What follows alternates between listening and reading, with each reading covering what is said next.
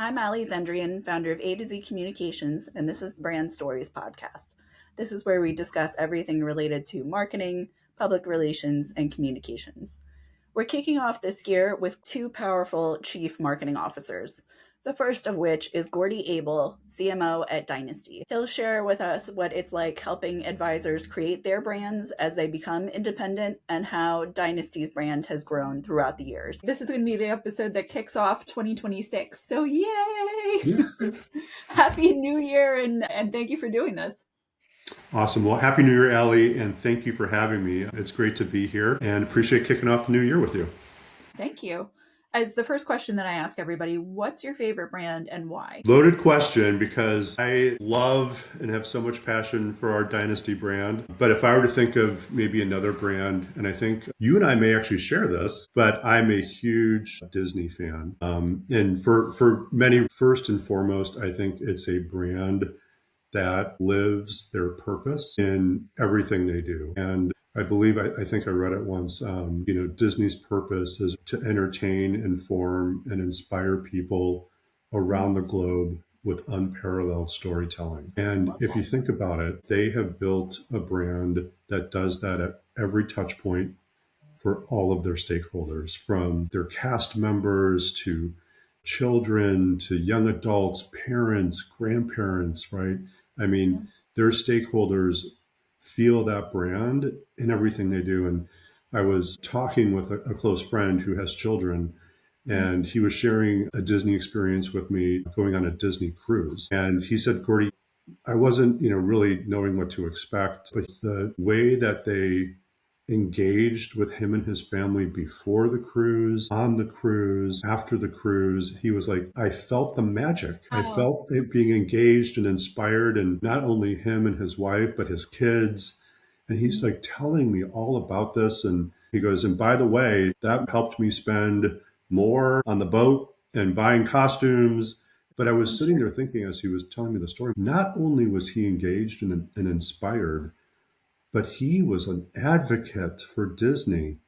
And so I think they've just done such a wonderful job at living their brand, being maniacal about their brand standards and how it shows up. You talk about a brand that lives its purpose through every touch point to every stakeholder every day. I think it's just a wonderful case study to look at. Absolutely. And obviously you have good taste because yes, we absolutely agree. That's my favorite brand too. So it says a lot about the Disney cruises, like you said, because when you think of Disney, you think of the castles and the physical locations of each of the parks. And so for somebody to be able to feel that and you're on a boat, not necessarily having arrived at your destination, but just in the middle of the ocean, that says a lot. Yeah. And, it's a brand that has both emotional and functional value to people who are engaging with it. And I think if you can find the intersection of that and make people realize it, that's marketing gold. Absolutely. What do you feel like Dynasty as a brand represents? Like if you were to give the elevator pitch of who Dynasty is compared to every other RIA out there, what would you say that they are? Look, we have to live our purpose too, right? And I think if we think about the core of what we do every single day, we help independent financial advisors of integrity build better businesses and better serve their clients. Yep. That's it, period. We're maniacal about that. All 180 plus employees at Dynasty believe that. We take a very client-first approach in everything we do. And there's not a conversation that happens around the hallways of Dynasty where we're not helping our clients build a better business and better serve their clients. Love it. That's great. So how do you build in those elements of, like you were saying with Disney, there's storytelling. So especially in Dynasty's case, so there's Dynasty and then there's all the little pieces. How do you make that cohesive? Well, just so quickly, for those who maybe aren't familiar with Dynasty, we help advisors really in kind of four types of advisors, really. Those who are looking to go independent. So they're leaving kind of the big bank or institution, and we help them, you might say, break away and start their own independent RIA. We also help existing RIAs who want to engage us to grow their business over time. We help teams who maybe don't want to start a business, but break away and join an existing RIA in the Dynasty network. And then we help maybe existing RIAs who might be looking to somehow monetize their business. They may need capital to have a buy side or sell side event to grow, right, and monetize what they built over time, their enterprise value. So if I were to think about that first segment, right, a breakaway team, they're coming to us really with a blank sheet of paper, right, from a brand perspective. They have lived under the mothership, right, building their business for many years. And I often call that the land of no, right, because they're told no, they can't own their own brand. No, they can't do their own messaging and positioning. They have to use the mothership. They can't do PR. They can't own their own website. They can't be on social. So there's not a lot of understanding with those teams in terms of what owning a brand can do in terms of helping them build enterprise value. So when they come to Dynasty, we're not putting them under the Dynasty brand. We actually believe they should own and build their own unique brand in the marketplace. So that's a big mental shift. And I say that's moving from the land of no to the world of yes. So yes, let's create and shape your own brand. Yes, let's define your own purpose and values. Yes, let's create a culture that's uniquely yours. And we go through a lot of that work up front to help them establish that brand platform. Are there like a series of questions that you ask? Or I can imagine it must be daunting for somebody who, like you said, has never had to think about what their personal or their firm's brand is. And now all of a sudden it's, let's create one and let's make it magical. How do you go through that and take somebody through that journey who probably has no clue what they're doing? So I've been with Dynasty now for actually it'll be 10 years next year, next May, which is pretty, gosh, time flies. And with that, I've had really what I consider, the honor and the pleasure of now helping launched, I think, just over 47 new brands on the Dynasty platform in the past 10 years. And oftentimes you're right. These advisors, they don't know what they don't know when it comes to brand and marketing because they've been told no for so long. And a lot of the questions that we may get asked out of the gate are, what's my website going to look like? Can I do social media? I've never talked to the press. How do I do that? A lot of very kind of channel or marketing tactic specific questions. Yep. What we do in our first engagement, especially with those firms who are breaking away to start their own firm, is we walk them through a first step, which is about establishing their own unique brand DNA and core messaging. So here we're really digging into understanding their purpose, right? Their why. Why do they exist?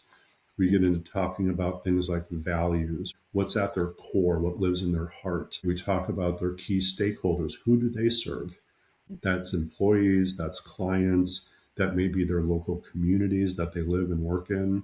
So it's a process that we go through to establish that brand DNA, because it becomes the foundation for all of the work that we do ongoing. And it helps them learn how to make decisions from a brand-led perspective that gives them a unique position in the marketplace over time.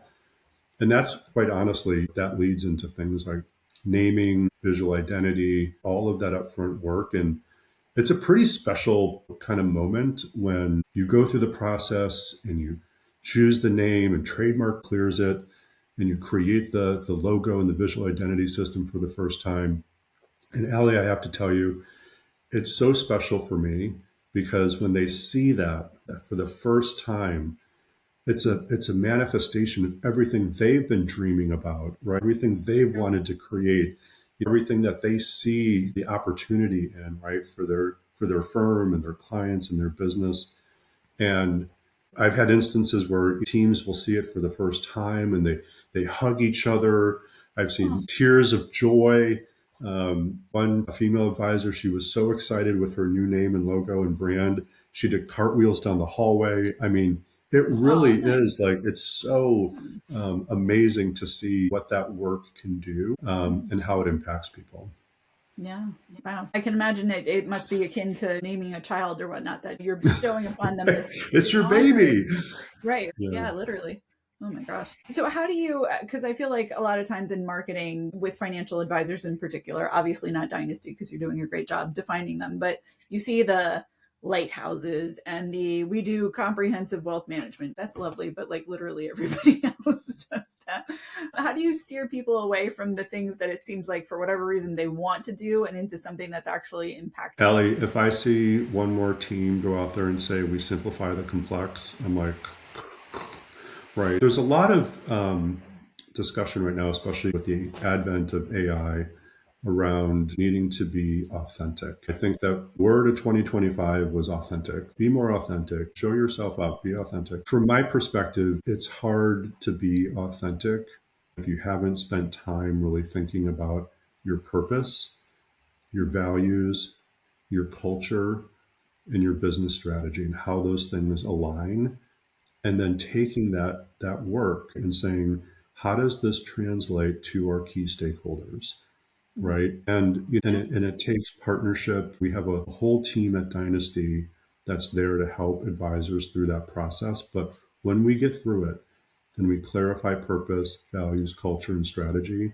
that allows us to create messaging that speaks specifically to the stakeholders for that firm. And it moves us away from simplifying the complex, but it starts to get into messaging that's maybe more relatable to the type of ideal client or prospect that an advisor have. That could be veterans, it could be people going through divorce, it could be business executives at pharmaceutical companies on the East Coast. I mean, we need to get that specific, right, when we're talking to who we work with, because otherwise you're in the sea of sameness, right? Yes, And we know that doesn't work. exactly. So that's a very good point that you made, because you're right. If you're not speaking the way that your clients or your prospects are would hear something or are talking about themselves, then it doesn't resonate, it doesn't connect.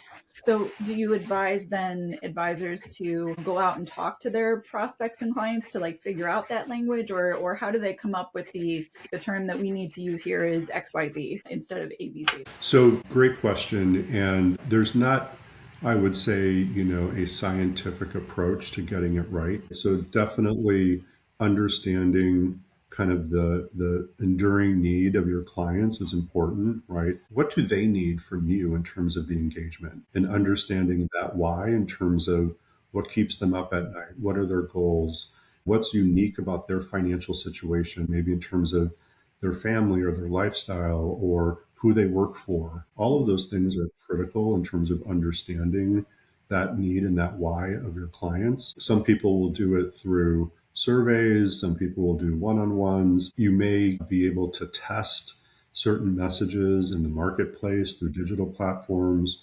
So there's a lot of ways to understand that stakeholder why. And then we use that and go back and align it to purpose, values, and culture to create messaging that resonates. Yeah. So among the big pieces of news in 2025, it feels like OpenArc basically like broke the internet. Like there was just it had such a launch and such reverberations throughout the industry, and obviously that's among the things that you're working on. So what is that like working with that team and developing that as part of Dynasty and developing themselves? Yeah. I mean, OpenArc was the pivotal milestone of 2025, certainly for Dynasty, certainly for the OpenArc team. And I think it shows now to the industry that moving to independence isn't kind of an experiment, isn't it is a movement, and it's a movement that's here to stay, and it's a movement that's here to grow. And I think the launch of OpenArc is proof of that. OpenArc joins the Dynasty network of over 55 firms now and counting, and it was a milestone. And I think it showed for Dynasty, right, that we are now equipped to help advisors at any size, at any scale, at any life stage of their journey understand how independence can really power the growth of their business. The OpenArc team, I'll tell you, I've had a chance now to go to Atlanta with them a few times as they've launched, and everything from the office space to how they're engaging with clients and with each other. They've embraced their brand and their purpose, and the energy is just, I get excited just thinking about it. And Yeah. so we're excited to work with the OpenArc team as we are with all of our clients across the Dynasty network. But I think, again, it is just such proof of concept that no matter where you are, who you are, what your goals and ambitions are as an advisor, right, the independence model can help power the growth of your firm. Yeah.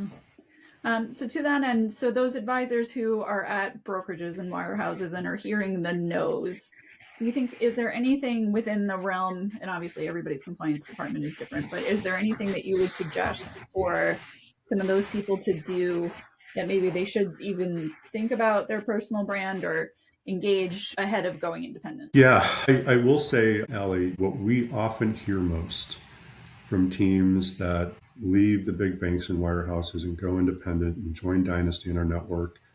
And after they launch and their brand is in the marketplace and clients are reacting and the resource partners are supporting it and they're in their local communities, every single one comes back to us and says, why didn't I do this sooner? What took me so long to pick my head up and understand that we should have done this years ago? And so I often think through that myself. And everybody has that moment in time, right, where they've had enough. They're using antiquated technology. They don't own their client relationships. Their pay is going down, right? They don't own their value. And so they pick their head up and look. And we're here to support them through their due diligence, understanding the value of independence, and understanding the value of building a brand and brand equity over time. And so when we think about enterprise value, brand equity is a huge component of that because it helps them engage better with their clients. It helps build culture with employees. It helps them define how they think about prospecting for inorganic and organic growth. Now, because they're coming from the land of no, there's still a lot of question marks. This is going to sound like very simple advice, but if you're thinking in any way, shape, or form about creating a new firm, you have to have ideas around what you want that firm to be. It could be a name. It could be how you want to create your own culture.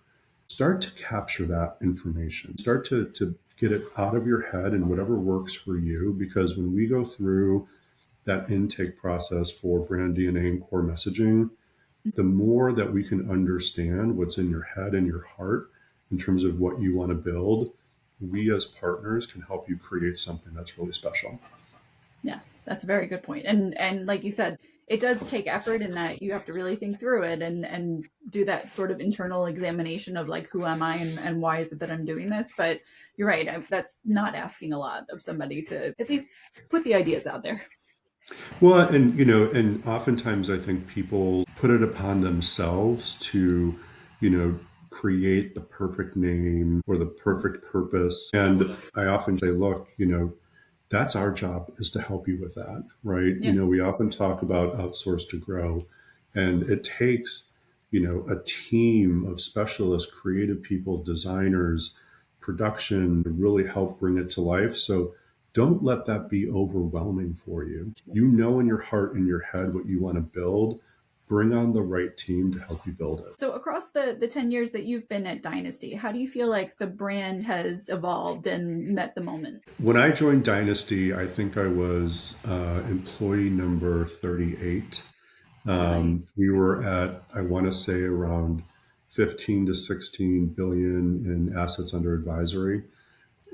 Here we are now, just celebrated our 15-year anniversary in early December.